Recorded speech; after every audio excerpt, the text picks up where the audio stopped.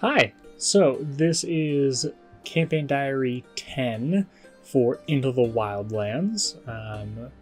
In 9, we were bound, captured after dealing with a massive fight from some bandits, and we got trapped, and we woke up in a cave. So that's how we started session 10 of Into the Wildlands. Again, these are campaign diaries of my character Zemriel, a tiefling bard, and kind of what he/she/they experiences in the world. We awoke in a cave, bound, watching figures break camp. There were mostly orcs and some humans, although there was a interesting shorter fellow that had been kind of milling around the camp. He was wearing a reddish robe with tassels and various scarves and such. It was very interesting. We learned that his name was Vizo.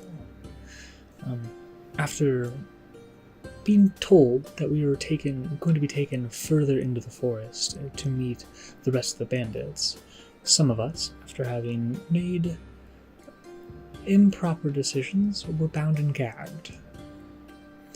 It was not the best time, as I would have been able to do more had I not been gagged, but I made a choice and paid the consequences. As we were moving through the forest, the group was encountered by pixies. The pixies demanded that we pay them for their service, and, the service to pass, of course.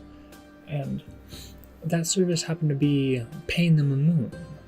We could have paid them a moon token that one of us had, or something to deal with the moon, but Sagawasa managed to convince one of the guards to moon the pixies, and once he did so, the pixies laughed and led us on our way.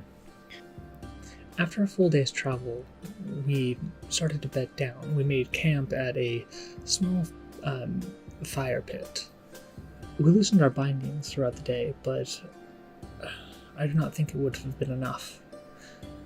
We eventually figured out that Milo was actually Vizo. He had managed to disguise himself in such a way that he was more or less unrecognizable, and managed to convince the guards that he was just a traveling man, someone who had been called by the sea and granted a power of sight, and was trying to convince them that we had a purpose, or that there was some kind of prophecy about.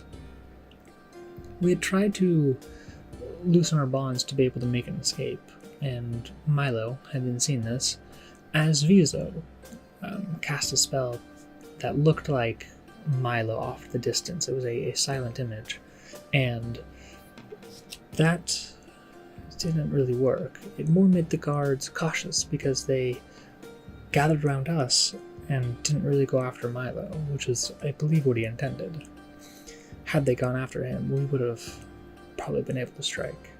Most of the guards then fanned out, and Milo was left with one other person. We were all waiting for something.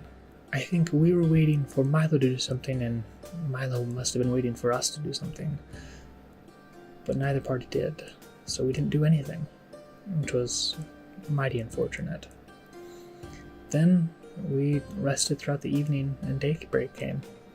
When daybreak came, they retightened the bonds that they found, and that was unfortunate. We then traveled for another day or so, and made camp at the top of a hill. Getting to the top of this hill, we met with more orcs and more bandits, at least 8 or 10. We were still heavily captive. I was bound and gagged. Sakawasa had been gagged at some point in the earlier day. We talked with the head orc, Valis, and I managed to convince him that since I had done the deed of taking the head off one of their previous members, that a debt for a debt, that my head would pay for that head. He was agreeable, but decided that there may be a better choice, which I was very happy to take. This other chance was to get a weapon in the feasting hall.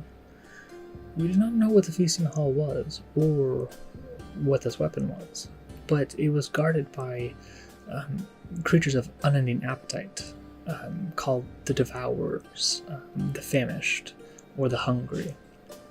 The thought is that they have a similar structure to Jeffrey, our skull that we named with the 3 eyes. So we think they might be the race of yore, and are going to investigate the feasting hall.